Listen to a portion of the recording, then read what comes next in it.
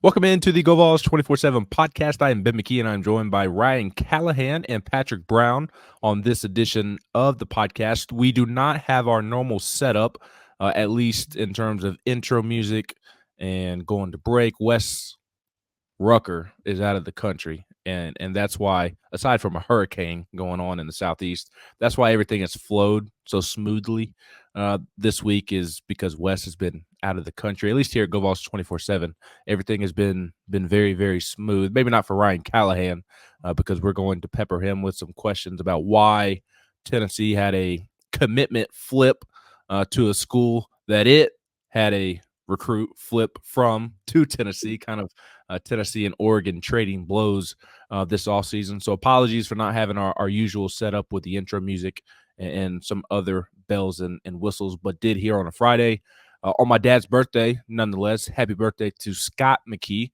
We'll throw that in there. Did want to bring you a podcast on this Friday with Tennessee having an off week, a bye week, an idle week, whatever we're calling it. I think we all have our own preferences. We'll get Ryan and Patrick's thoughts on what they want to call it here in a moment. But this is a mailbag edition of the podcast. Appreciate everybody who submitted questions on the checkerboard at GoVols247.com this week. With it being a bye week, it is taking the place of our usual written mailbag that we publish every Friday morning.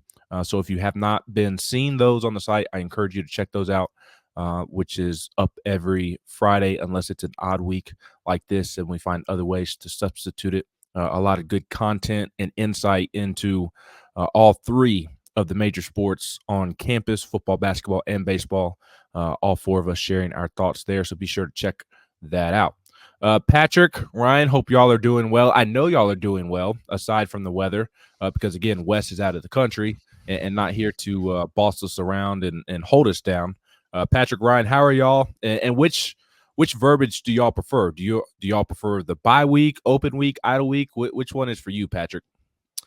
Open date, and I'm just looking out my window here, and the trees are blowing, and it's doing the wind with the rain thing. I know my dad is over in South Carolina, and he's got some stuff to deal with over there with the hurricane coming through. So I hope everybody that's in the Georgias, the Carolinas, if you've been in the path of this thing, hope everything's okay for you, and that everybody's safe, and the loss of or the damage to property, anything like that, has been minimal for this hurricane coming in. So I just want to say that, but I prefer open date. Bye week, no, I don't do that. Definitely want to echo the thoughts on the hurricane. I know that it's affecting a lot of people across the state. So Memphis, Nashville, and everywhere on its way to Tennessee. Hope everyone's staying safe and not having too much damage from the storm. It's an open date. A bye week is something you get in a tournament. So that always, even though the NFL officially calls it a bye week when you get an open date, that's not what it's supposed to be called. So, we'll roll with that. In the NFL's case, they can call it what they want, I guess, when they make as much money as they do. But I'm going with open date. Yeah, I kind of take the football coach approach to it as well. I think that's where it stems from. Football coaches do not like the term bye week because that insinuates that you're not doing anything. And as Josh Heupel talked about in multiple appearances this week, he held his weekly press conference on Wednesday, not on Monday like he typically does because there's not a game this week, but also spoke on the SEC teleconference, spoke on vol calls.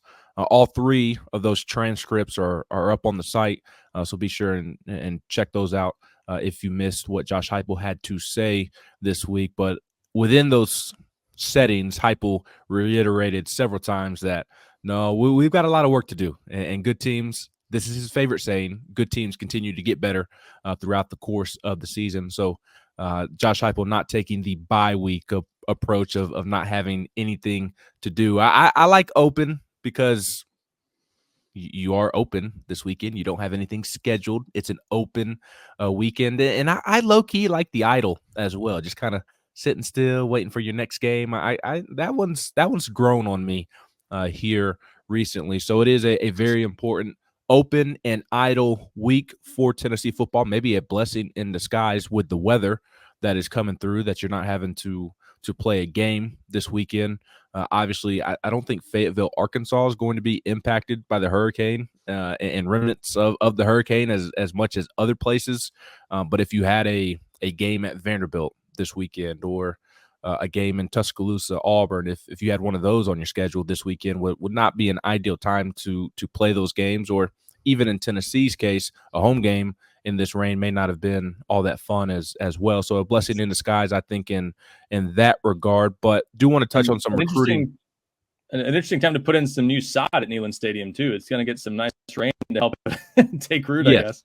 Absolutely. Now, in this alternate universe in which I was speaking, that Tennessee had a game this weekend, a home game this weekend, Morgan Wallen would not have held 2 concerts in Neyland last weekend, so they would not have been sodding the field in my alternate world that I depicted. But yes, it does seem like the rain and heavy rain is really going to help the sod. They did a great job of getting all the concert equipment out of there. Was out by Monday morning. The company that was in charge of the sod, they had to come over early from my understanding and get it laid because of the weather that was on the way. So kudos to the grounds crew and facilities people over at Neyland Stadium, and also associated with the sod company, Morgan Wallen's people, the equipment people with him, working overtime, truly working overtime, and to some unfortunate hours in the morning to get this thing replaced and make sure it's ready to go for that beautiful 2-game stretch of Florida and Alabama next month. And it looks like it's on track to be perfectly fine. And from my understanding, I am not an expert on grass like Wes is, so I will not pretend to be an expert on grass like Wes is. But from my understanding of people much smarter than I, a lot of rain is a great thing for a lot of new sod. So sounds like the field is going to be perfectly fine for that Florida game, and there will be no Oklahoma situations with like they had with their field when Florida comes to town October 12th. Ryan, we did want to start with recruiting, and we did post the Mailbag Podcast asking for questions, I should say, on Wednesday. So the questions, at least pertaining to Douglas Utu, are a little outdated. We apologize that we're just now recording this on Friday. Both of my kids have been homesick all week. Ryan and Patrick, they have had daycare, and Ryan has had, what was it, tonsil removery?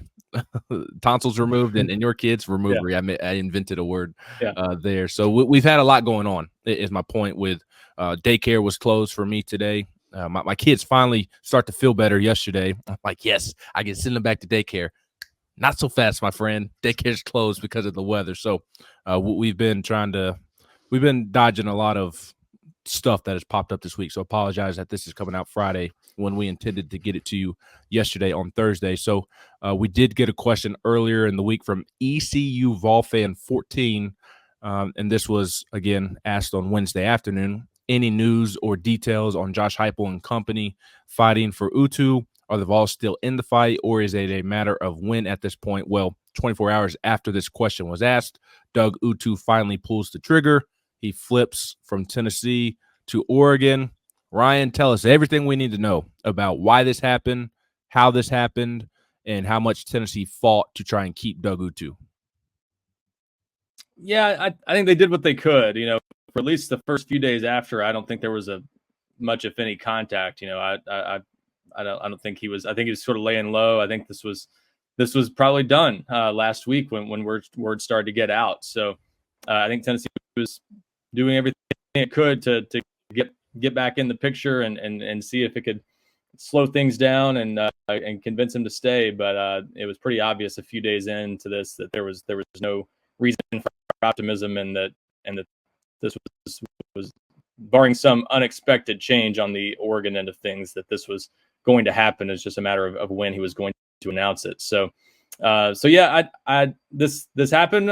This is I think in the NIL era, a lot of these commitments are pretty solid in most cases. I've mentioned before that I think NIL can tend to play into players being done. Essentially, you sort of have these competitions during the summer when guys are taking official visits. It's go around to each school, they see what their opportunities are, and they make decisions in the summer. And in a lot of cases, that's it. And sometimes the team that finishes second, or a team that decides to just throw their hat in the ring later, can throw a wrench into things. And I think that's what happened here with Oregon. It's important to keep in mind the Ducks might have finished second to Tennessee the first time around back when he committed in June. I think they were a bit surprised that he committed to Tennessee at the time. I know Michigan was surprised that he committed to Tennessee at the time. So this was a big battle with a lot of teams involved, but Oregon was one of the schools that I heard mentioned most prominently even back then. So the Ducks were in this one all along. We did see Tennessee flip Dasan Brame from Oregon, as you alluded to earlier. You know, they did pull off that flip earlier, or I guess during the summer. And that one stung for Oregon. They needed a tight end in this class. They also need a lot of offensive line help. I think they're losing 6 of their top 7 offensive linemen or 5 of their top 6 after this year. So big need for them. And, you know, it's hard to say. I've spoken to Douglas Utu a couple times ever. He's not a guy that does a whole lot of interviews. And so I don't have a lot of great insight on what exactly was important to him and the whole process, or what he was thinking as things led up to this final decision. But I do think NIL was a factor. And I think Oregon has been very competitive on that front this year. So when they really set their sights on somebody, and when it's somebody, especially like Utu, that was considering the Ducks before he committed to Tennessee in the first place, they've done pretty well with those guys. And so it was a head-to-head battle with them for Dasan Brame. Tennessee won that one, I think, largely because Dasan Brame just wanted to be at Tennessee. And in this case, you know, we don't know for sure if Douglas Utu just wanted to be closer to home. You know, he's a Las Vegas kid. Maybe he liked the idea of going to the West Coast all along. But whatever the case, Oregon makes a big push and comes in and gets it done. So Tennessee back down to 3 offensive line commitments in this class, but still holding strong at number 7 in the team rankings. And you know, it's a loss. There's no way around that. It's a guy in the top 100 range in the rankings that could have been an early impact guy, maybe on the offensive line, and potentially even an early starter at guard next year if things had gone really well. And that's a need for Tennessee. So they'll have to pivot, maybe go to the portal, maybe look for another high school guy. We'll see what they can find in the next couple months. But it's a loss. But you know, at the end of the day, their class is still good, and you're going to have these things happen sometimes. And right now, as we speak, I'm sure Tennessee's coaching staff, support staff, I'm sure they are uncovering every stone to kind of see who they could go after next. So I don't know that there are obvious answers to the question I'm about to ask you anyways, but are there any obvious candidates or replacements at the moment? Obviously, the portal will be of great benefit at this point. Down the road in December, January, but any high school guys that you've heard or think that Tennessee could possibly circle back around to? Yeah, I don't think there are a lot of obvious candidates here, so that makes it tough for Tennessee. And remember, we're working with a little bit of a restricted calendar left before the early signing period. It's moved up to early December this year. Normally, you would have a couple weeks after the season to maybe make some last visits, try to get an official visit after the season. Now it's a situation where you probably have to get an official visit during the season to have a real shot at flipping someone like that. So we'll find out pretty quickly if any realistic options can emerge. If there's a late riser out there, maybe someone committed to a group of 5 school who's had a really good season, or someone who's not committed anywhere yet. There are some of those guys out there, just not a whole lot. So I do think they'll look around, see what's out there. At the same time, you know, and I just answered a question on the checkerboard on GoVols247 about this a few minutes ago. This is an era where everything's so year to year anyway. You know, the question was kind of, you know, they don't need to be looking at this as though, just go to the portal to replace him, right? Like, you need a 4th high school guy on the offensive line. And ideally, I think that would be the case, but everything's just so year to year. And my point there was, you reach a little bit to fill a need with a high school guy, and you take the wrong one, he'll be leaving in a couple of years anyway. So you've got to get the right guy. That's the most important thing. And things are so year to year that if you take a transfer with multiple years, sometimes that's, for the most part, just as good as a high school guy who might not even play right away. And the reality is, if you don't get a Douglas Utu level player, he's not going to be an early impact guy, because that's a position that's very developmental by nature. So you're going to have a hard time finding someone who can come in and play early the way Utu might have been able to. So at this point, going to the portal might be the more logical option. Tennessee's built up its numbers pretty well the past couple of years on the offensive line, kind of restocked the cupboard. You've got those depth guys that need to just develop at this point. So the next step might be, instead of maybe getting 1 transfer in the offseason, maybe you just go get 2 now and see what's out there, especially at the guard position, where I think they're going to have fewer internal options maybe ready to step into the starting lineup next year. And I do want to add quickly, we apologize for Ryan's Wi-Fi kind of going in and out. The weather is not helping, but he's also been in the process of getting new Wi-Fi in his house. So we can make out what you're saying, Ryan, but did want to at least recognize what people will hear.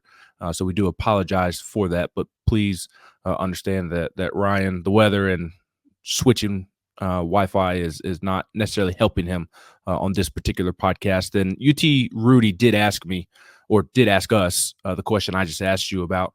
Are there any prospects still high on the board that Tennessee is going after to replace Utu?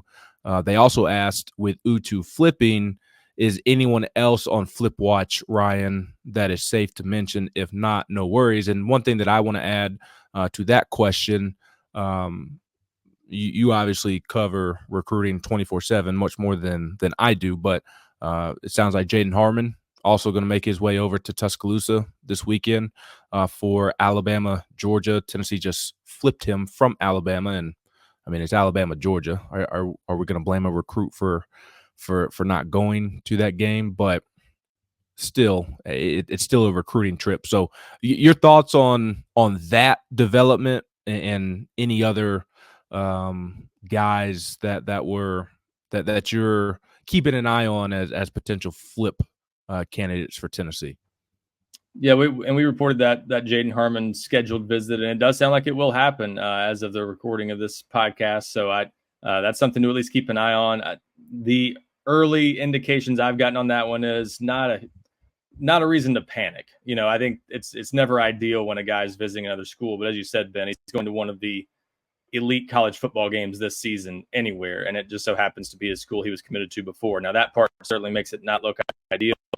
Alabama's been pretty competitive this year with a lot of highly ranked players, so you certainly can't rule them out, and he's got a good relationship there. But I don't think this is a situation where Tennessee gets the sense that, oh, no, he's on flip watch this weekend. So it's something to keep an eye on maybe, but as long as he makes it back to Tennessee soon and says all the right things to Tennessee, then I think it's probably something to not worry too much about. But aside from that, really nothing to watch that closely right now in terms of players that might flip elsewhere. I think some other schools are still trying with some guys. Travis Smith Jr., we've seen some guys like that. Auburn tried to get him on campus earlier this month. That didn't happen. So there's some guys like that still hearing from other schools, but for the most part, I think Tennessee is okay there. Patrick, do want to get your thoughts here in the conversation to put a bow on Doug Utu flipping from Tennessee to Oregon. There's also some chatter in addition to Oregon's NIL pie and Doug Utu staying on the West Coast and things of that nature, but Tennessee viewing him as a guard, whereas Oregon is going to allow him to play tackle and him having a preference of playing tackle. And in today's day and age of college football, is it really beneficial to say whatever you need to say to make sure that the kid gets to campus? That just seems like bad business, not in the sense of stretching the truth in recruiting, because we understand that happens. That's the nature of it. It's part of it, unfortunately, but it's just not beneficial. You're just setting yourself up for failure, I guess, is what I'm getting at. If you tell a kid that, okay, you can do this when you get to campus just for the sake of making sure he gets to campus, because once he gets here, he's not going to be happy whatsoever. And Lord knows that the last thing you want is an upset athlete on your roster these days. Yeah, I think, we've had, maybe not with linemen per se, but, people always wondered, why doesn't, so-and-so play this position? And a lot of times it's like, well, they don't want to play that position. I maybe go back to Quavarius Crouch during the Pruitt days. I mean, everybody was like, he could be a great linebacker. Why doesn't he play linebacker? Laneith Whitehead even. Well, they or why doesn't Crouch play running back and Whitehead play defense? And it was like, well, they don't want to play that. And so I think on the offensive line, it's just a little different, because all your offensive linemen, and we've heard Cooper May say this a couple times going into the season, like, if you're a good offensive lineman in high school, you're most likely playing tackle. But not all high school tackles, have the body type, the athleticism to go out there and play tackle. So a lot of them end up going to guard. There's college tackles that end up playing guard in the NFL. So that's a little bit of a different situation. I think where, I don't know what the Oregon, what their recruiting pitch is. And, if if they do say, hey, we're going to play at tackle, and then, day one of spring ball, whenever he gets there, they're playing him at guard, that'll be something they'll have to deal with down the road. But for Tennessee's standpoint, I mean, I think they potentially are going to lose both starting guards this season. And, they've got some young guys that they're developing. So, I would think this is a position, if you were penciling him in, if you were Tennessee and you were thinking Utu could be a guy that could come in and be a factor to maybe start for you next season, as Ryan alluded to, I think this is going to probably kick you to the portal, just to get a more ready-made player than another developmental guy. Because you've got some developmental guys on campus already with, I guess you can throw Umarov in there, guys like Max Anderson, who made the travel roster last week, some other guys. So you're going to be losing potentially your top 3 guards. And so that's a position where, if you're Tennessee and you're already kind of looking ahead towards roster management, which is something that goes on all the time, I think that's a position where you're maybe even during the season, you're going to be evaluating some guys and seeing, evaluating some college guys and seeing maybe if you have some options there come the portal window to try to bolster that position. Ryan, any thoughts that you would like to add to the whole guard tackle conversation with Utu? Yeah, just I do think I know that was sort of mentioned in a story somewhere that I think caused that to gain some traction. I do think that's a contributing factor in what was ultimately Douglas Utu's final decision, but I don't think that was the reason he decided to flip, that Tennessee wasn't talking tackle. I mean, he went on 5 official visits in June. If that had been a major factor back then, he could have been willing to go to any one of those schools over that. So it wasn't that. It was a combination of factors maybe. And I think the reality is he was looking around. He went to USC just a couple weeks ago. Now, he was in Southern California for a game that weekend, so it was a convenient visit for him to make after that game. But he went on that visit. He had seen USC play a week earlier in Las Vegas. It didn't sound like USC had a ton of traction. Then Oregon kind of reemerges as the main threat to Tennessee, and it comes together pretty quickly. So I just think it's one of those situations where he and maybe some people in his circle were still looking around, maybe just wanted to find what they were looking for. And I don't think tackle was the number one thing. I think, that's maybe a contributing factor. The other thing about that is I think some listings on some different sites have caused people to think it's a little odd that Tennessee's not talking about tackle with him. He's listed at 6'6" some places. He is not 6'6". He measured in on at least one visit this year at a shade under 6'4", and I've seen him in person. He's much closer to that than 6'6". So that's why Tennessee had projected him at guard. I think the Vols I don't think they had talked to him and said, we're not playing you at tackle. I just don't think they had played up his opportunity at tackle. So he might have been able to discern from that, okay, they probably see me as more of a guard. So was that a contributing factor? Maybe. Nothing I've heard suggest that was the number one factor and why he ultimately flipped. Fair enough. Speaking of tackles, Patrick, Tennessee has had storylines pertaining to its current tackles. It's been an ongoing storyline this week, and we have 2 questions here in the mailbag from Not Connor Stallions and Tanner0752 about the Lance Hurd and John Campbell Jr. Conversation. I will start with Tanner0752. He says, if something does happen with Hurd in particular, considering the weird vibes there, would Coach Heupel consider Johnson as a more season-long option at left tackle than Dane Davis? I thought Larry Johnson outplayed Dane Davis at Oklahoma. I will answer that question and say, yes, there are weird vibes there, but as I have maintained all week, it's nothing like he didn't get suspended. He didn't get in trouble. It's not a UNLV quarterback situation. No, there's no situation NIL-wise. There's nothing along those lines. And as I have said all week, I believe that there were people in his camp that expressed to him that he should only play if he is at a certain percentage. And, is he dealing with an ankle injury? Yes, absolutely. It boiled down to whether or not Lance Hurd wanted to grit through the ankle injury that has plagued him since the NC State game. That it's a legitimate injury, and it boiled down to pain tolerance. It boiled down to how much does he want to try and push the issue on that ankle. And I do believe that there was some advice that he took from people in his camp, elected to not push it. He did not feel like it was worth it to push that ankle. So I don't anticipate it being a year-long issue. Now, John Campbell Jr. will be a year-long issue because he has a chronic injury that he is dealing with, and he has been dealing with since he had, I believe it was ACL surgery at Miami in 2021. And on top of the ACL stuff, like there's other knee injuries, leg injuries that he is dealing with. So the Campbell Jr. situation will be ongoing, unfortunately, for Tennessee. He has yet to make it through an entire game this season, and I'd be curious if we went back to last year and counted up how many games he made it through. I bet the tally would not be all that high. So I did want to communicate that first in regards to Tanner 0752's question. Well, yes, there are weird vibes there, but there's no behavioral issues, NIL issues there, and that leads to the not Connor Stallions question of Ryan.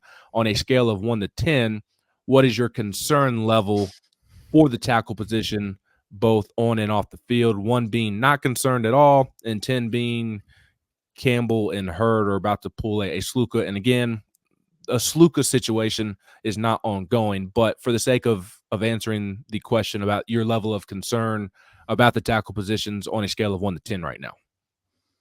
I will say, first of all, I think the weird vibes thing has taken on has become way too much of a narrative here. This is first of all not even that weird of a situation. It happens all the time. People That's just don't never happened at pick up Tennessee. on it. There's never anything. Yeah, well, just last year, you might recall, there were some differences of opinion on how soon Cooper Mays was going to be ready to play. So this kind of thing can happen with lots of players. It happened at another college program here recently where you had the school expecting a player or pushing for a player to come back from an injury a little bit earlier because they had an important game, and the player saying, I don't feel right. I don't think I'm going to travel. And that happens all the time because you've got people in players' circles who are looking out for their long-term interests in their opinion, and you have a school that's looking to get a good player back on the field. And in Lance Hurd's case, it was going into the Oklahoma game, one of the 3 big games on Tennessee's schedule that everyone had circled going into the season. So that's why that leads to a natural difference of opinion sometimes on whether an injury is something you should play through. And then you'll have sometimes people saying, well, even if you can play through it and manage the pain, you don't want to go out there and risk putting bad stuff on tape and hurting your draft stock in the long run. So it's a very common thing. It doesn't mean Lance Hurd is some weirdo that's going to flake on the team the rest of the season. It's just one of those things that's part of college football, and it happens more often than people realize. As for my concern about the tackle position, honestly, after last week, a little bit lower because I thought Larry Johnson played solid football. And I wonder if the rest of the season he can be a viable alternative there. Dane Davis did not play well enough in that game. Now, can he play better than that? I think he's shown he's capable of playing better than that, but it's been a little hit and miss when he's needed at the tackle position. And left tackle would be my biggest concern. Hurd, to me, was one of the 2 guys they didn't need to lose, along with Cooper Mays. We saw why Saturday night. So I would say it's about a 5. I think they need somebody to come along there a little bit more, and Larry Johnson ideally could be that guy. But a lot of teams are in the same boat. It's just hard to have a good backup left tackle, and Tennessee's at least got options there that they can continue to speed up. And Jesse Perry, some of those other guys are coming along too. So left tackle ideally is a position where Lance Hurd stays healthy most of the year, but I think they at least got some viable alternatives now, and it's not a 5-alarm fire. Yeah, Ryan, I'm at about a 3, honestly. Look, Campbell's situation is going to be what it is. To one of the 2 questions we got, I don't see Johnson jumping Dane Davis. I think Davis has sort of secured that you're a veteran, we trust you status, particularly with Glenn Ellerbe, and the way he can play both tackle spots. I think he's going to be ahead of Johnson, and I don't know what the gap is between Johnson and, say, Jesse Perry. I would imagine it's not small. And then I think it's even bigger if you get on to Bennett Warren and guys like that. I think Warren was probably a guy that ended up on the travel roster in place of Lance Hurd. Just how the numbers work out. You're going to, if you don't have a tackle, you're going to bring another one just for extra cover. So I'm at about a 3. I mean, I think, by the end of it, Hurd's going to end up getting about 3 weeks to get his ankle pretty close to healthy. Now, obviously, I'm not 6'6" and 340 something pounds. So, an ankle injury for a big guy, we've seen it before. Lower extremity injuries for bigger guys are going to have bigger impacts just because they got a lot of weight and they've got to keep the athleticism, things like that. So, but the Hurd is the only real new thing. I think we all kind of knew that Campbell was going to be, I don't want to say touch and go, but like, that situation that they managed so much through camp was not going to just be magically fine once you got it to the grind of the season. So that's not really a new development. And, with Hurd, I think we'll, assuming he's back at Arkansas, should be fine from there. But again, that's such a position where he could play 2 snaps, and on the 3rd snap, someone rolls into that ankle and he's back on the sideline. So, and to Ryan's point, it is hard to recruit and keep quality depth. And Tennessee has a 6-year senior that's been a spot starter, and Dane Davis that has played better than he did the other night. And they've got a guy like Johnson, who I think they took. I think he was kind of a developmental guy when they took him out of junior college, and had a big frame. And, he's worked a lot on his body, as Josh Heupel talked about earlier this week. And the best thing you can say about Larry Johnson, I said this Monday, he didn't do anything that made you say, oh, that's a backup tackle in the game. So, maybe he turns out to be pretty solid. We'll see. But I'm just not, I'm not panicking about this. I think there's, we're still trying to maybe see what Tennessee's biggest concern is. And I think maybe the tackle depth is on the list. But, I think we kind of said that going into the season. We talked about the offensive line depth a lot throughout the offseason, and depth in some other places too. And naturally, that's where you're going to get tested. But, that could be my stance of 3 could end up being wrong, but that's just where I'm at right now. Yeah, I'm a little more concerned than you all are. I would probably say I'm at a 5, and when I'm gauging my concern level, I'm thinking of Tennessee as a team that can win the national championship, and I think tackle depth could prevent them from accomplishing that goal. And right now, like I'm not worried about the Lance Hurd situation injury-wise long-term, because he's expected to be back at Arkansas. And if you have Lance Hurd back out there and he's playing to his potential, then there's not as much concern as a 5 would suggest. But I think it's about time we start realizing, and when I say realizing, it's more about just until really this week, we've never talked about the fact that John Campbell Jr. doesn't make it through a game. And like that's an issue, especially for a team with championship aspirations. And I just don't think that the backup tackles that played at Oklahoma are championship level tackles right now, specifically with Larry Johnson III. He may develop into one, but he is still developing. He is not, I don't think. And maybe the scheme helps and helps Tennessee cover his inexperience up. But I don't view Larry Johnson III as a tackle you can maybe win a championship with right now. So you need John Campbell Jr. out there and playing, but it doesn't appear that is going to happen. So to me, it's a very interesting situation at the moment, because if Lance Hurd is in there, which he's expected to do once they get to Arkansas and going forward, if he avoids other injuries, obviously, or re-aggravating the ankle, then that does make you feel better. But I get really nervous and concerned about the situation if injuries stack up. And I realize it's football, injuries will stack up. Well, one of the tackles is dealing with an ongoing injury. So it's kind of already happening to where you are having to rely on that depth. And I said it in the post-game podcast that Ryan and I recorded. To me, that tackle spot, depending on how it plays out, can be the difference in Tennessee not winning a championship or winning a championship. So I am a little more concerned. Maybe I feel differently, Patrick, to your point, once we see kind of how Arkansas plays out, Florida plays out. Maybe once we get to the second bye week, maybe I feel a lot better about it. Maybe I feel a lot worse about it. But I do think it's pivotal that Larry Johnson III continues to come on, continues to develop, because given the John Campbell Jr. situation and his, at the moment, inability to make it through an entire game, you're going to have to rely on Larry Johnson III. So I am a little more concerned at the moment, but we'll see how that ends up playing out. I just want to add that Hurd is the big one, because if Hurd is fine and he's got the left side locked down, then you can use Davis to spell Campbell without too much of a drop-off. Look, I know everybody's down on Dane Davis, but he's played better than he did. To Ryan's point, I don't think Dane Davis is as bad as he played at Oklahoma.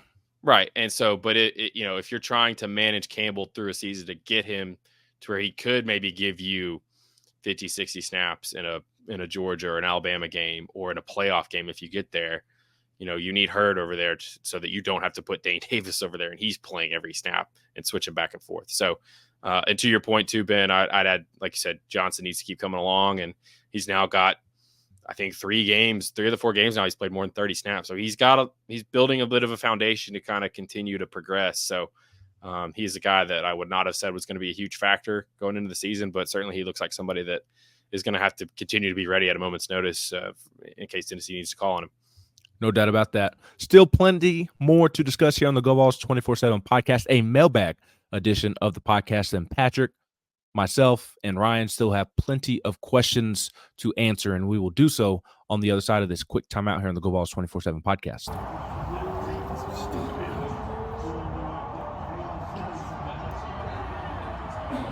Welcome back into the GoVols247 podcast. I'm Ben McKee, and I'm joined by Patrick Brown and Ryan Callahan on this edition of the podcast, a mailbag edition of the podcast. Wes is out of the country. Thankfully, we have not had to see him. We have barely had to hear from him as well, which is always a pleasant thing. So apologies to some of you that you're just stuck with the 3 of us. But before we continue our conversation and answering the good people's questions here on the pod, do need to encourage you, as Wes would prefer us to do, to go like, rate, and review the podcast wherever you find your GoVols247 podcast. And if there's a Tennessee fan out there that's bummed out that there's no Tennessee football this weekend, I've got a couple of texts from friends this weekend just depressed that it's a Friday and there's no football, Tennessee football to look forward to this weekend. If you have a friend of that nature, of that mindset at the moment in your life, and they're missing out on Tennessee football, and they haven't quite found our podcast yet talking about Tennessee football, please send us their way. We would greatly appreciate that. All right, boys, gentlemen, men, let's run through the rest of these mailbag questions. We'll start from the top and work our way down to the bottom, obviously. But we'll start with CCT Vol. He asked, so far this season, who has raised your eyebrows in a way you weren't expecting? Early assumption is Deshaun Bishop. Conversely, what player do you think has not performed to the level expected yet? So which player has surpassed your expectations? Which player has not met your expectations just yet?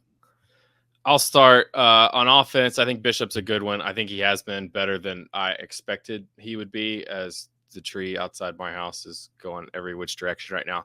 I will say the tight ends on offense. That group has been, I thought they would be solid just because it's just kind of how they are in this offense. We saw 3 years of solid football from Jacob Warren and McCown Castles and Princeton Fant. But I've been impressed with how Miles Kitselman, Holden Stays, and Ethan Davis have impacted games the way they have with their consistency as run blockers. The fact that Tennessee has broken out 12 personnel and done some different things inside of that personnel grouping, as we saw a couple things back at Oklahoma where they added some new wrinkles. They've continued to add different, line them up different places the last couple of weeks. I think as you expand your playbook, it makes you harder to stop if you're able to do things like that. And those guys have made an impact in the passing game. They finally had their touchdown streak snapped last week, but a couple of those guys made some key plays on third downs in the second half. Defensively, I think they've been better probably so far. Again, you could make the argument how much have they really been tested, given some of the offenses they've played. But I think Christian Harrison and Boo Carter at star have been solid. And I got to say that Will Brooks has been better than we all thought. I mean, everybody, obviously everybody in the program was like, yep, we're riding with Will Brooks. We're good with it. And to that point, I would say Jacoby Thomas has been a pleasant surprise too. I mean, he's looked like a missile the last 2 weeks. I mean, he knocked that Oklahoma running back into another dimension and straight onto the availability report this week. So, I think those two positions, tight end wasn't really a concern, but I think it's an impressive job by those guys. I mean, you're looking at 2 transfers and a redshirt freshman haven't played a lot. And they have jumped into this offense and have operated in it like they've been doing it for years. And I think that's a credit to them. I think it's a credit to the personnel department to find these guys. Kitselman was, he was a non-factor at Alabama pretty much. And he's been really good. And credit to Alec Ablin too, and the offensive staff for getting those guys up to speed the way they have. And we'll see about the defensive secondary. I wasn't really concerned about cornerback. I thought those guys could be pretty good. You kind of know what you're going to get in turn time, but a couple of those other spots that were concerns early in the season or going into the season really haven't been so far. I guess I feel like I need to mention James Pierce on players that haven't maybe done as much. And I don't know that it's fair. People are going to look at the stats with Pierce and say, what's wrong with him, all this kind of stuff. And, Josh Joseph, who has played very well. Let's give him credit. I don't think that's a case of Pierce playing poorly as much as Joseph's has elevated his game.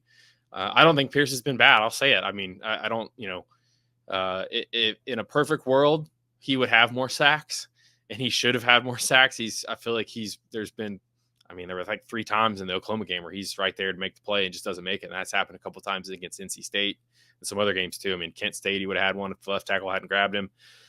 He's impacting games. I think he's still top 10 in the SEC in quarterback pressures per PFF. He's still he's still playing the run really well.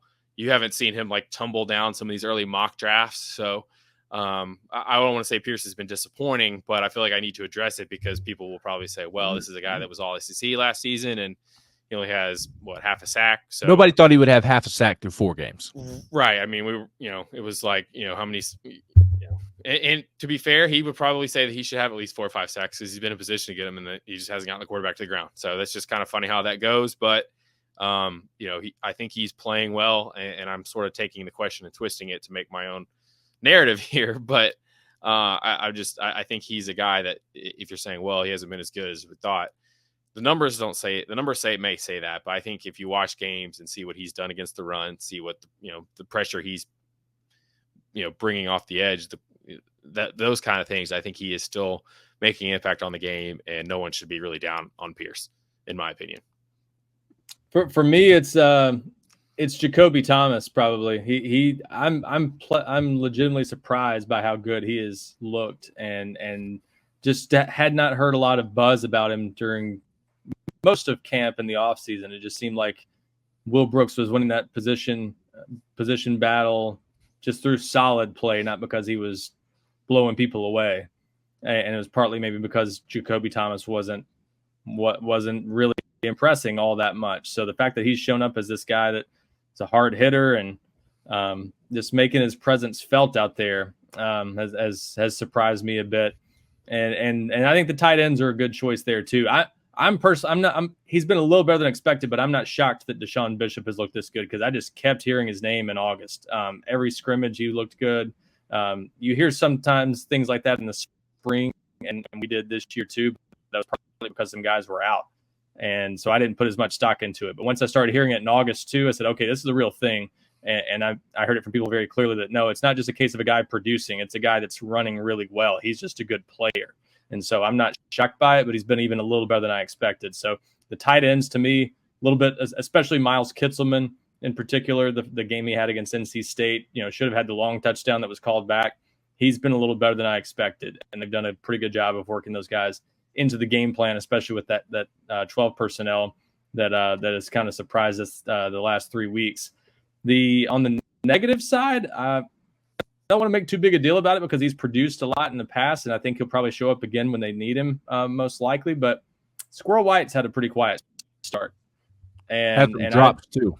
Yeah, you're gonna get Ben going with that one.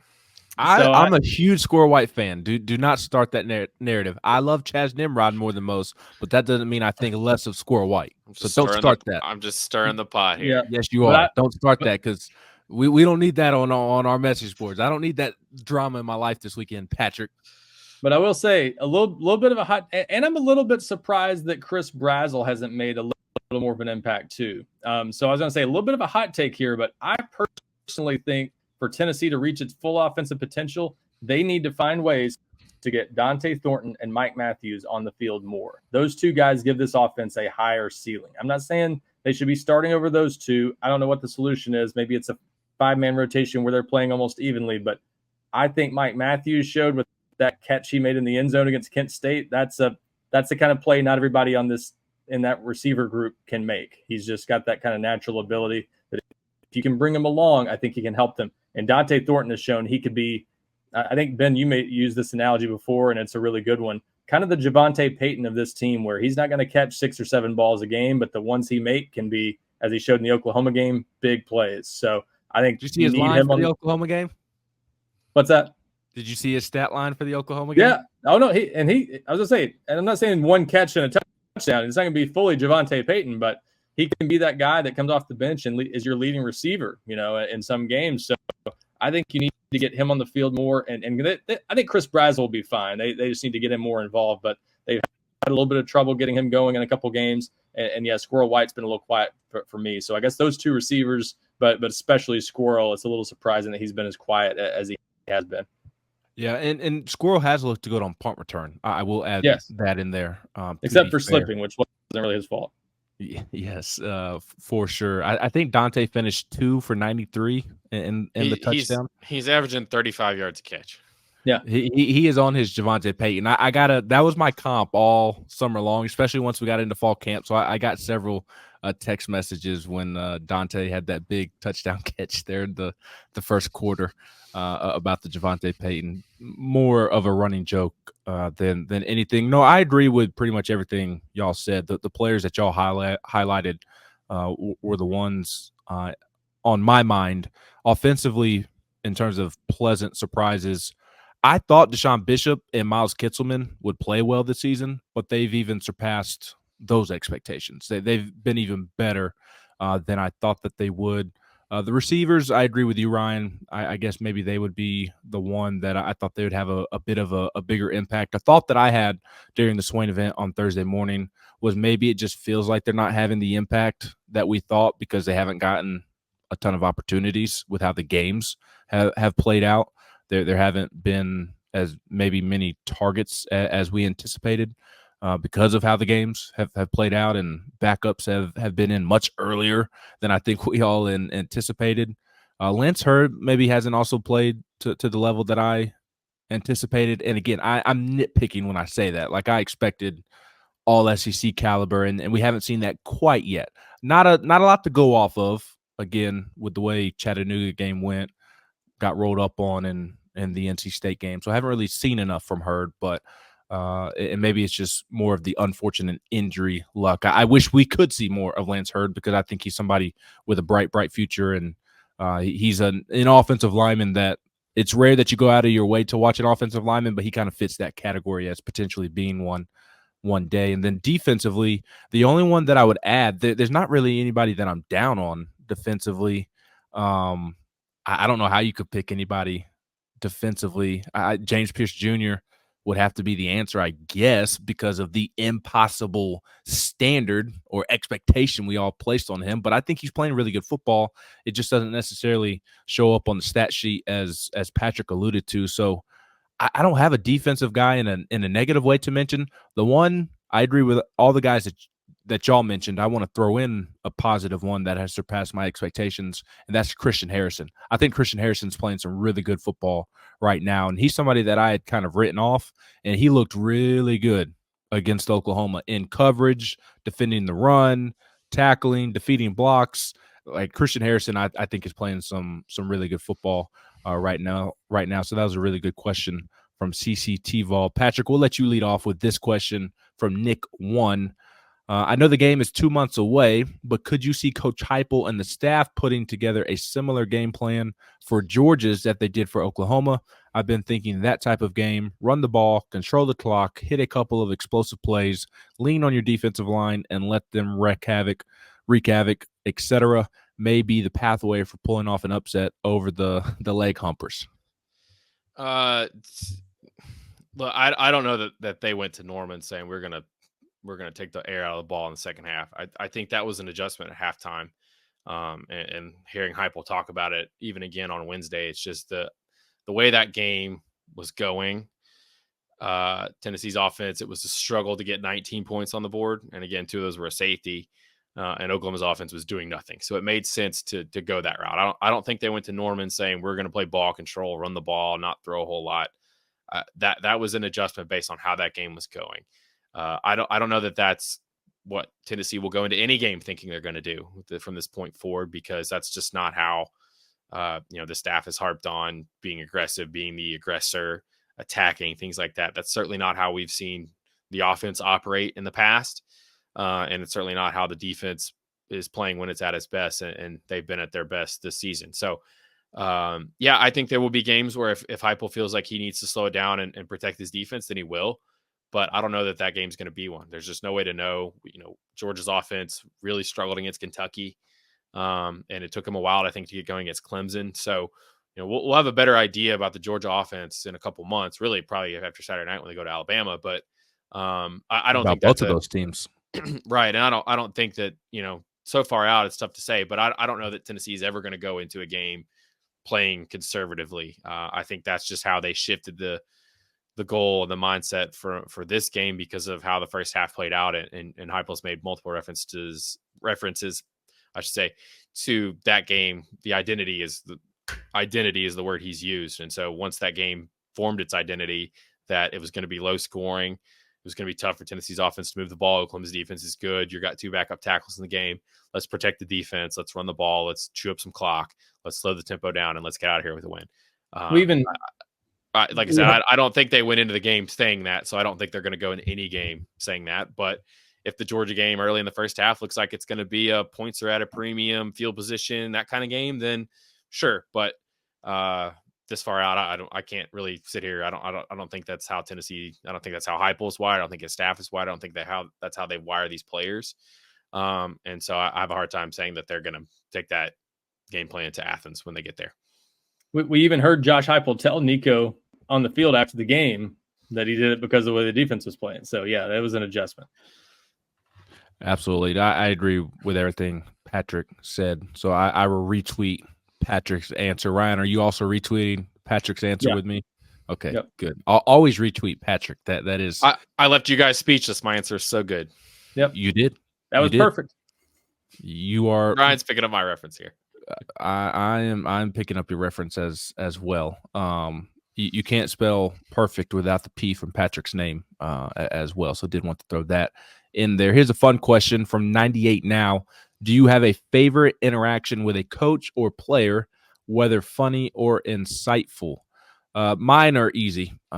Any interaction ever with Tony Vitello. I mean, but before the camera starts recording, once the record button is turned off, like he has some great one-liners off the record that are tremendous, and really tells you. I know this is shocking, but really tells you how he feels. So I love that I get to cover somebody who is so entertaining. But there's also been a million baseball players to come through under Tony as well that have been really fun to cover. Lately, it's been Xander Seacrest and Kirby Connell. I mean, that's an absolute clown show before and after post-game media and being over at practice and games, just seeing them around the facility. Or even if we're at football last year, Xander would be walking into the facility while we were on campus for football interviews, and he'd be cutting up some way, somehow. So there's been a lot of fun baseball personalities to come through, of course. And basketball is a lot of fun to be around as well. Rick is great off camera as well with the one-liners and the jokes and is a big prankster. And there's been several players over there as well that are fun to interact with. The Zakai Zieglers of the world. Zakai's really fun off camera as well. Santi had some jokes up his sleeve. Santi and Josiah from time to time. So that's my answer. Easy answer is getting to be around some of those fun personalities with the basketball and baseball programs. I'll turn back the clock for some of my answers. I think I've told the Derek Dooley, Malik Jackson story before, where my first football season, it was like early season practice and Malik wasn't there. And Malik was like, went on the NFL, won a Super Bowl, probably one of their best players at the time. And he wasn't there. And after Dooley had done the scrum, I kind of followed him a little bit. I was like, hey, why wasn't Malik at school, or why wasn't Malik at practice? And he said, well, his tummy hurt and his mommy wasn't here to give him a hug. And I'm like, can I say that? And he goes, yeah, you can quote me on that. I'm just like, all right, cool. So that was a Dooley-esque moment. I do remember one time going to Smoky Mountain Brewery with my wife early on during the Butch days, and we sat in a corner booth, and I had my back to like the corner, and so I could see the restaurant, and like at the big circle table right next to me was Butch Jones and his family. And I mean, this was off season, clearly, maybe January, February after signing day, whatever. And as they were leaving, he came over and said, "Hey," and I guess this was before he started not liking everybody around here except a select few. And then there was early Jeremy Pruitt days. He didn't want to do, I think, one-on-one interviews with all the local people like a lot of new coaches do. And so he just sort of had everyone come to Copper Cellar, and down in the cellar part, he just had there were like probably 10 of us just had a dinner. It was very unusual. He'd been there for a couple months. It was very, some updates, some other just shooting the bull, that kind of thing. Very unique situation. Probably not a favorite interaction, but just one that stands out. I will say one of my favorite ones was when I was at the Times Free Press and Tennessee signed Josh Dobbs. And at the time, he was like a late flip from Arizona State. I don't know how much he did interviews, Ryan, or how much publicity he was, but he was almost like a mystery when he committed. And so I think 2 weeks later after he signed, I went down to Alpharetta and did a story on him. And so it kind of felt like watching from that moment of like an introduction to Dobbs to watching his career gone, how it's gone. It's been just kind of cool to be like, I don't want to say felt like I was in on the ground floor of that one, but just, seeing him early and then covering him throughout his career and seeing how his pro career has gone so many different ways and how he's had to, push through going through different teams, and Ben Steelers just rejecting him for 6 years and burying him on the depth chart to getting a chance to start last season. It was just kind of cool to watch him. And when he was at Tennessee, he was like the face of the program and somebody that everybody loved and always handled everything with class. So that was kind of cool to kind of just watch that play out. When I felt like he was some sort of mystery guy. And it's hard for guys to be mystery guys in this day and age, but I guess back in 2013, that's just maybe kind of how it was. So I was looking at that question and I was trying to think of those, and those are the ones that came to my mind. They were not, I wouldn't say favorite, but just memorable. And that's just what I came up with. Yeah. I've been around a long time, I guess. You're old. I have a hard time coming up with just one, but I mean, there've been some memorable ones for sure. I mean, insightful ones these days, unfortunately, are harder and harder to come by because you get the press conference setting and it's just not as personal. It's hard to get people laid back and kind of talking more comfortably. They're always in press conference mode, and that's just different. So fewer in recent years, unfortunately, but I was around for the Arian Foster "I will only answer questions in pterodactyl" comment. I mean, I've seen some stuff over the years. So there've been a lot of good ones. I mean, Bruce Pearl and so many guys that have been assistant. Yeah. Oh, I mean, some classic stuff from Dooley. And then I think a lot of assistant coaches I've always been as insightful. I mean, Jim Chaney was always a terrific interview. I mean, Joey Halsley now gives some terrific answers, I think. But there have been a lot of assistant coaches over the years, Zach Azani and some of those guys. Mike Eckler. Mike Eckler, that gives some really insightful and entertaining comments. Trooper Taylor. I mean, there have been a lot of good ones over the years. So Lane Kiffin as a head coach wasn't dull to cover. Derek Dooley was kind of a different kind of entertaining to cover. So yeah, it's hard for me to come up with just one specific insightful example. One that always comes to mind for me, a lot of Dooleyisms over the years, but when Dooley was in Alabama week and said, Alabama or everyone else recruits, Alabama drafts, and they get the first 25 picks of the draft. That was the most honest and hilarious thing I've heard a head coach say maybe ever, because it's what everybody thinks, but he was in a mode that I think that was 2012. He was in a mode at that point where he just didn't care and just said what he really thought. And I love that. And so I wish coaches would say that kind of stuff more, but they never will for obvious reasons. Our next question is, I apologize for butchering this name. Well, actually, I need to ask this question first, and then I'll go to that one. Vols fan 1104. If you couldn't cover college football, what sport would be your dream sport to cover and why? I think it would be a lot of fun to cover the NFL or NBA. I am a fan of those leagues. It would be a whole lot of fun, but I would definitely want to be a Major League Baseball writer. Baseball is my favorite sport. That's what I played growing up. It's the sport that I think that I know the best. So I would want to cover professional baseball in some capacity if I was going to cover a sport other than, I guess I cover kind of three sports at the moment with college football, basketball, and baseball, although it's more with Tennessee, of course. And part of the reason I got into this was because I just love college athletics. Grew up watching, obviously, and wanted to talk about it. But if it was something other than college, it would definitely be Major League Baseball for me, Patrick. I back in the day, I probably in a past life or past versions of this life, I would have loved the idea of covering the NBA.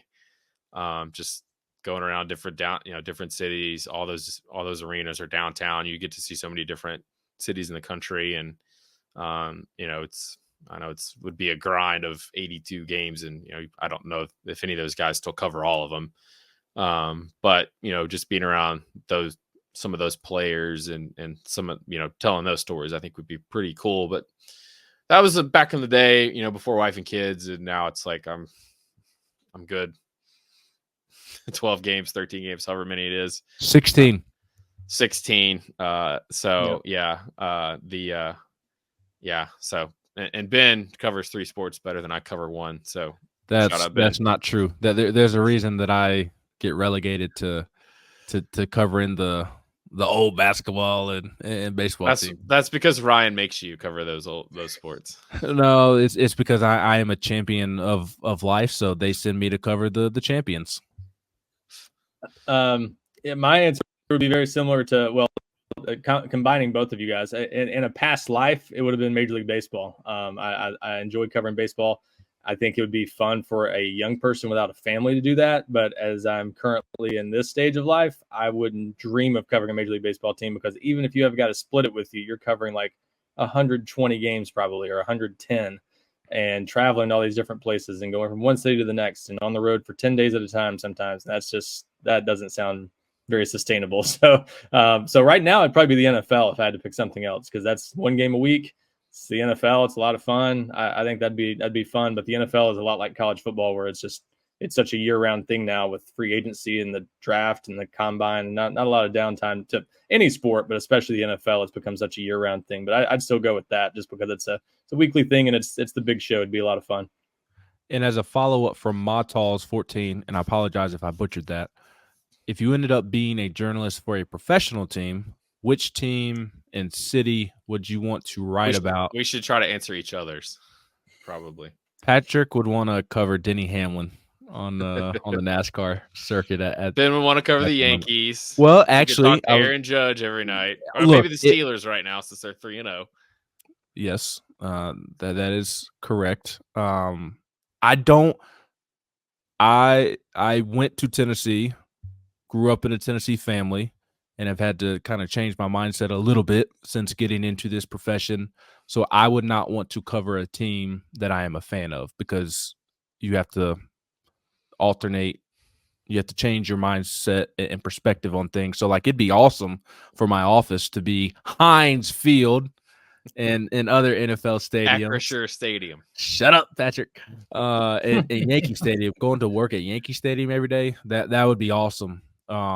But I would not want to cover a team that I'm a fan of, because in a sense, you have to stop being a fan. And that's part of the reason I'm a sports nut. And one of the reasons I love sports so much is the fan aspect of it, and how it can bring a lot of people together, and the positive and the negative feelings that it provides. So I don't know what my answer would be. I guess if I was covering baseball and it wasn't the Yankees, I'd want to cover one of the historic organizations like the Cubs, like the Dodgers, to go to Dodger Stadium or Wrigley Field every day, and that be your office would be pretty dang cool. And same thing if it was like the NFL or NBA, covering a historic franchise, whether it be the Lakers, the Celtics, the Chiefs would be pretty fun to cover now. That was where I was going to go.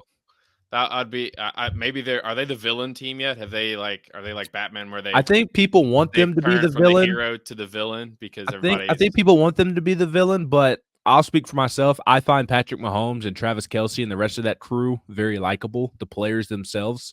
So I think people want them to be the villain, but I think they have a hard time of actually making them the villain. I watching Mahomes. I mean, he's already must-see TV anyway. So if I got to cover that and watch them play every week, that would be fine. Plus, I could always be like, hey, tell my wife, hey, I might run into Taylor Swift this weekend at the game. She's not a Swiftie at all, but like, I mean, she's all about the, that whole dynamic. I know people are rolling their eyes, and that's why we hate the Chiefs. I mean, it's not their fault.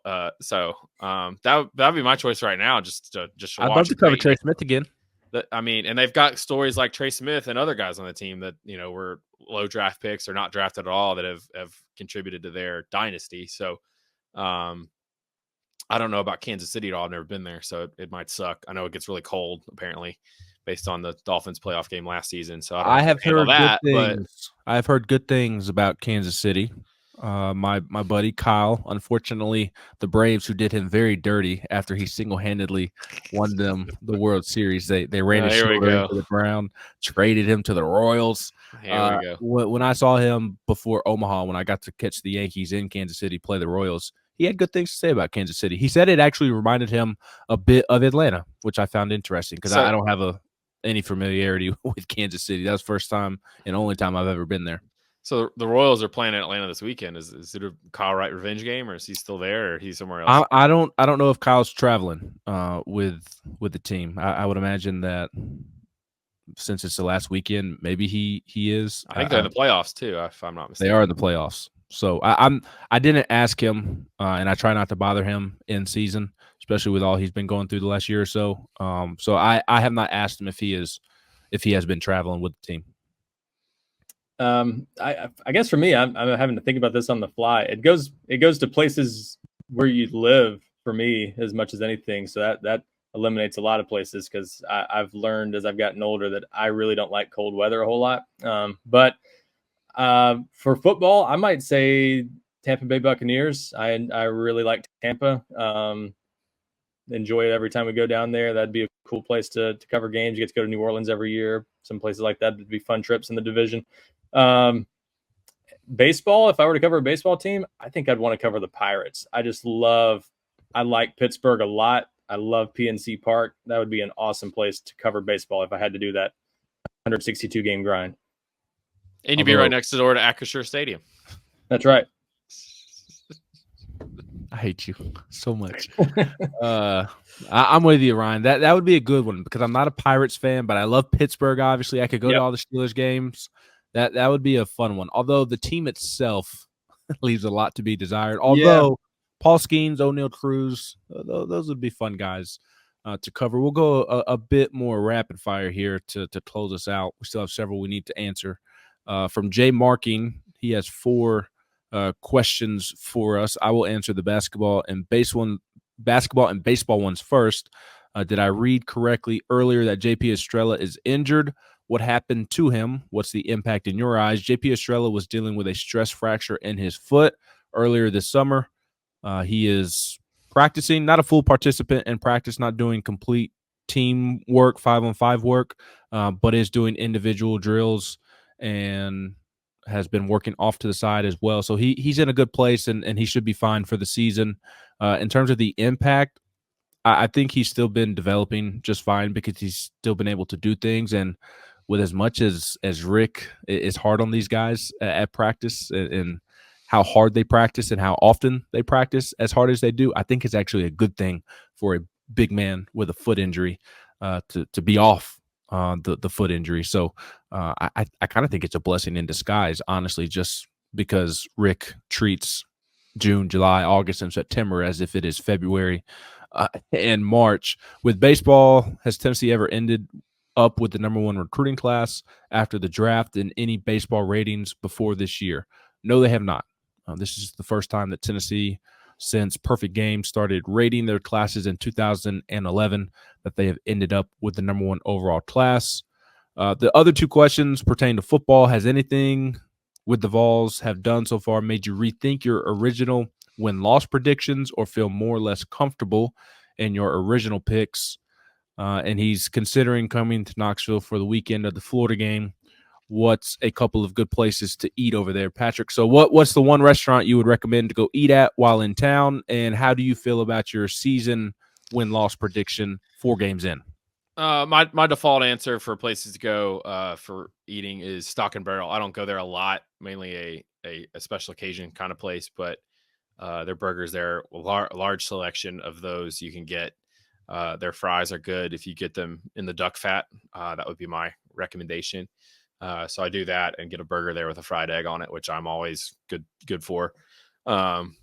So that would be my suggestion. There's plenty of other places around.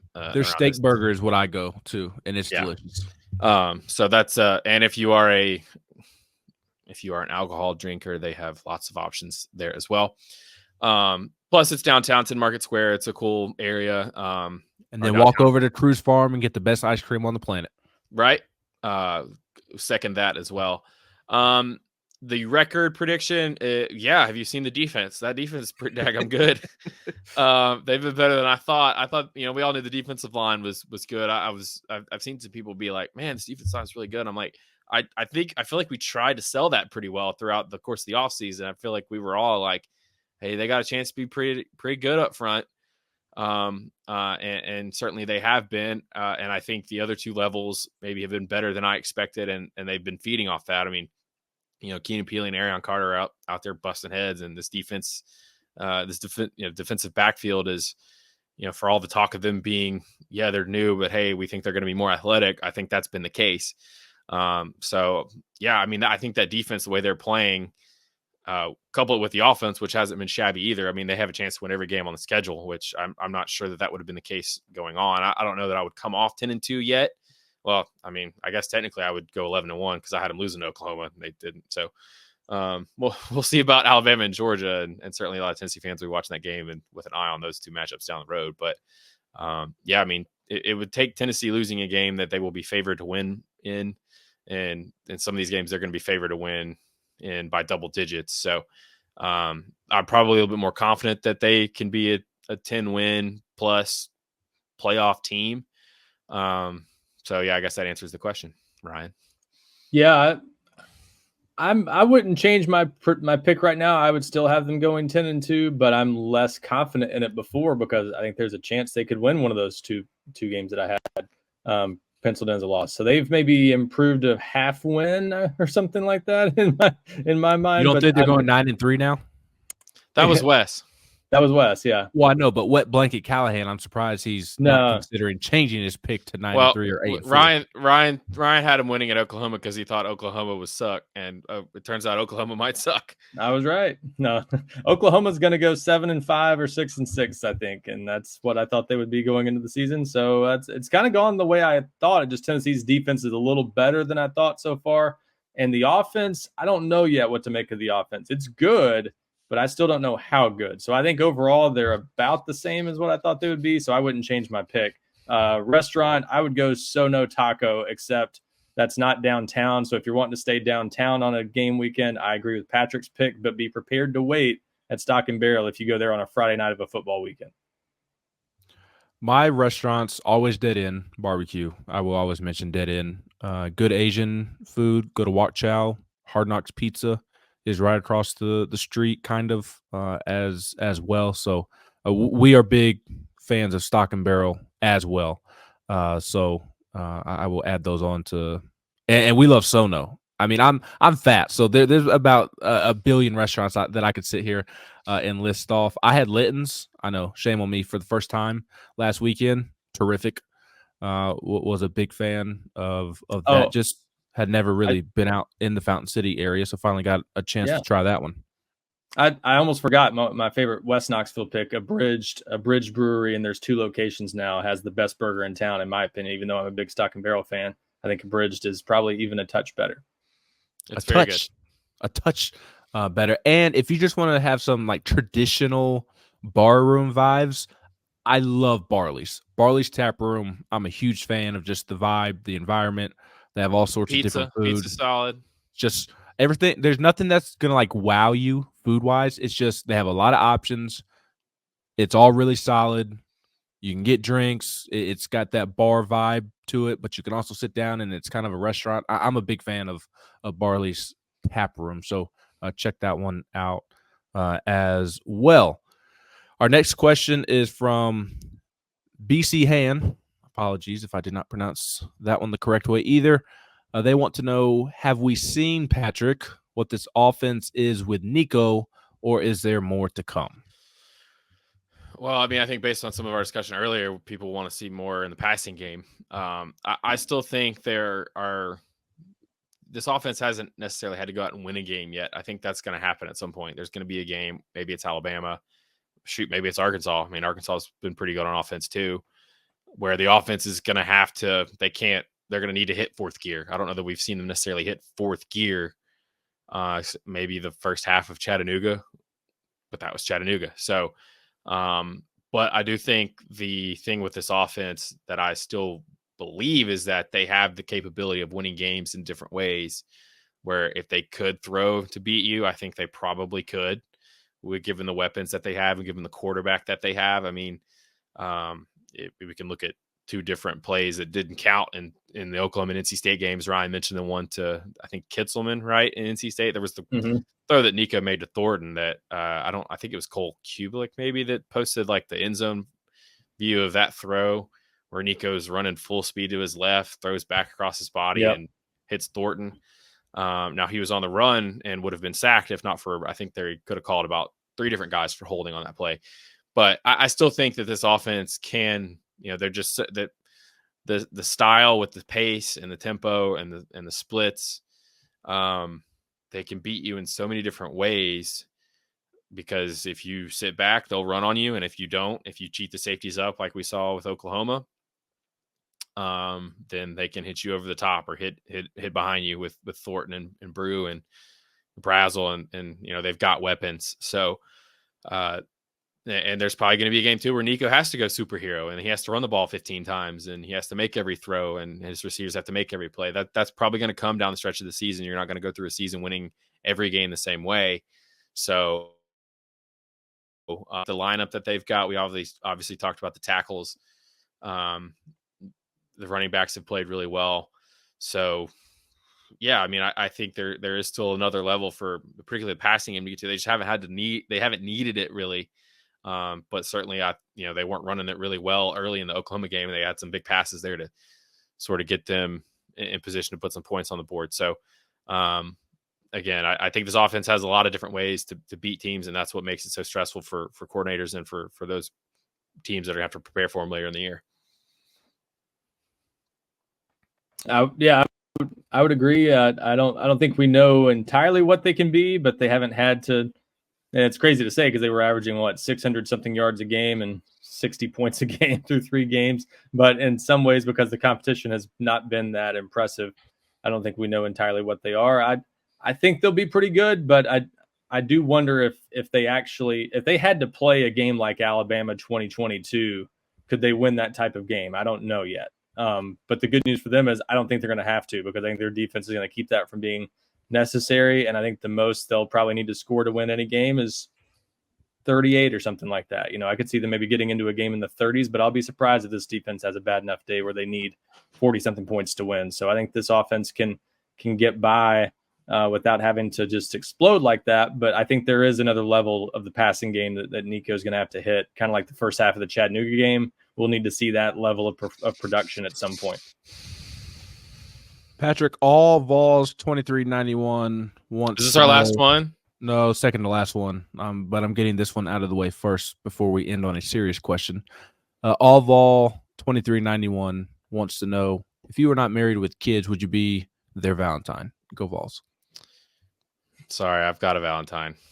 But if you were not married, well, so in this instance, you do not have a Valentine. I have my kids, so that I could still be not married and have my kids. If you were not married with kids, would you be my Valentine? You're not getting it out of this question. It's yes or no. No, sorry. We need some photos, so send those photos privately over DM to Patrick Allvall 2391, who also asks Callahan. We'll let you start with this one. Has Tennessee had a Josh Heupel high school recruit along the offensive line start for them? We seem to have gotten many that they wanted, but none seem to be panning out yet. Is this on Ellerby? So a loaded question about essentially, which I think it is a fair question, why some of the guys that they have recruited and supposedly been developing the last couple of years, why those guys have not started yet. And I will add in real quick before I throw it to you. I do think that maybe we do need to reevaluate our view on this topic, because I do think that Tennessee should also get credit for John Campbell Jr. Even though he's not a high school guy, you still evaluated him in the portal. He's started for you and mostly been a net positive. Andre Carrick is showing signs of life after Jeremiah a Crawford year last year. junior college guy. The JUCO ranks. Lance Hurd, that one's pretty close to a high school guy, being only at 1 year at LSU. So I do think in today's day and age of college football, you have to take transfers into consideration, because we see teams, Florida State looking at you, take transfers that don't pan out. And Tennessee's transfers along the offensive line, for the most part, have panned out. I feel like I'm blanking on another transfer lineman that they have taken. You want to mention Gerald Mincy? There we go. Yeah. No, I do not. I do not. That one was not. He had a good game here or there, but that he kid, started 7 games of the 11-win season. I'm just saying. Yeah. The sad part is, like, he could be so good too if he screwed his head on straight. But he talks too much, worried about the wrong stuff, and that's what will prevent him from ever living up to his potential. So that would be the one, Patrick. I would say that he was not worth taking, because he was a massive headache in the locker room. The players in his own meeting room could not stand him.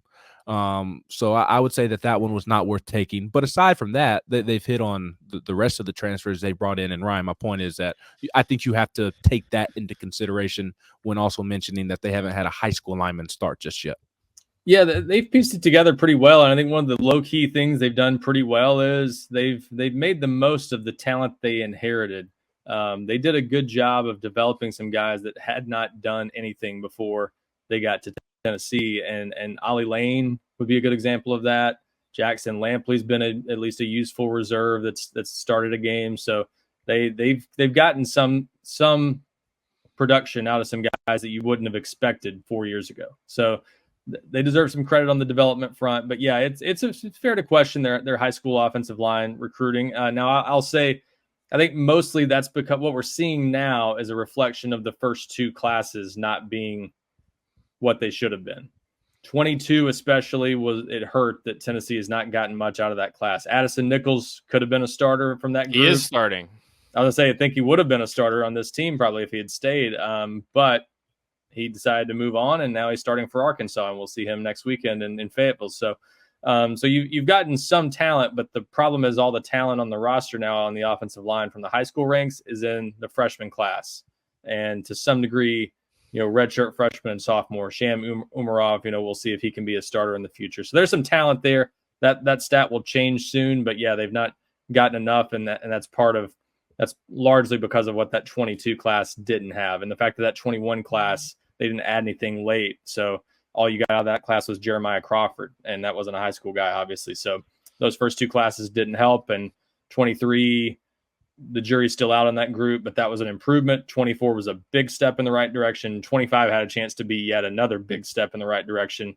Douglas Utu decommitting takes away from that, but you're going to have a much better group in 25 and 24. Those 2 groups should provide a lot of future starters on this team.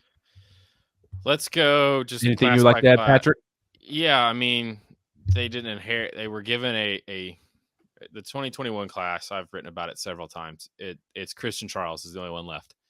Hardly any of these guys have panned out. And on the offensive line, the staff was left with Will Parker. I'm literally reading down the commitment list here. Amari McNeil is playing on the defensive line at Colorado, and he played on the defensive line here. There's 2 offensive line guys. One of them was Crawford, who this staff took late. Yep. So they weren't left a whole lot. Out of JUCO. Right. The 20 class had Cooper and Spraggins, but the other guy was RJ Perry, who didn't pan out. The 2022 class, again, everyone continues to think that was a full cycle. It was not. They could not have anybody on campus or do any in-person recruiting until June of that year. And they had no buzz. Just no buzz. They were left for dead at that point. Everybody thought they were going to suck for years. So it was, they got Nichols, they got Messiah Reddick, who hasn't been a factor. Brian Grant hasn't been a factor. And Mo Clipper, who left and is at Charlotte now. And so then they brought in the 2023 class, which those guys are in their second year. None of those guys, I mean, Umarov was the highest rated, and he was 114 per 24/7. I mean, it's just what I don't get about this is, like, I mean, there have been times in the past decade where Tennessee has had to play Coleman Thomas at center as a freshman, and Jay Sean Robertson.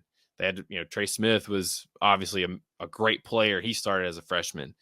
Like, would you rather do that? Would you rather be starting these guys as freshmen?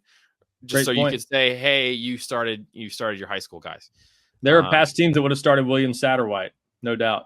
And right. And the fact that Satterwhite has done what he's done in 9 months since being here has been positive to me, because it looks like he's, if he is the backup center, which again, Tennessee hopes they don't have to find that out, but if he's that guy, then, that's a positive. It seems like Jesse Perry has been more than they thought already, given that he was coming from a archaic offense in high school, right? Ryan, he ran a wing T. He probably never pass blocked in his life. Single wing, not even wing T. I see. I mean, I don't even. That's Army. That's Army Navy offense. I don't. Army's 4-0. You shut your mouth again. Quit talking about my teams from the Northeast. 7-0 combined. But I mean, yeah. I mean, that's worry about Denny Hamlin. It's losing another championship on the NASCAR circuit. I mean, it's this day and age, and Larry Johnson wasn't a high school recruit, but again, he was not a multi-year junior college guy. He was Ryan, and he was a qualifier coming out, so he was able to go to junior college for 1 year. He was basically a high school guy for all intents and purposes. You just got him a year late, and that's not like trying to twist things. That's just the reality. I mean, they didn't. He's not a Crawford, where Crawford had been played 3 junior college seasons. So, yeah, I mean, those are your alternatives. Is you inherited a crap situation, really, in the entire roster in a lot of ways. But particularly on the offensive line, you were not left much. And so you've had to fill through the portal to this point. And now you've got a couple classes where, hey, it may look like you have a guy or two in the 23 class. If you want to throw Johnson in there with Sham, who was obviously, I think, in the 2 deep at least. I don't know. He might have been the fourth guard probably. And then I don't think it's fair to lump any of these guys in with I don't think it's fair to lump some of these freshmen in there and expect them to be ready, because again, if you're starting freshmen on the offensive line, they're probably the Trey Smiths, Darnell Wrights of the world, which are hard to get in this day and age. And it's been more circumstantial, right? The first couple of recruiting classes for Tennessee. Is that on Ellerby? I don't know. I just think that right. The first. I think the last. Here's the context. Everyone can make the assumptions that they want.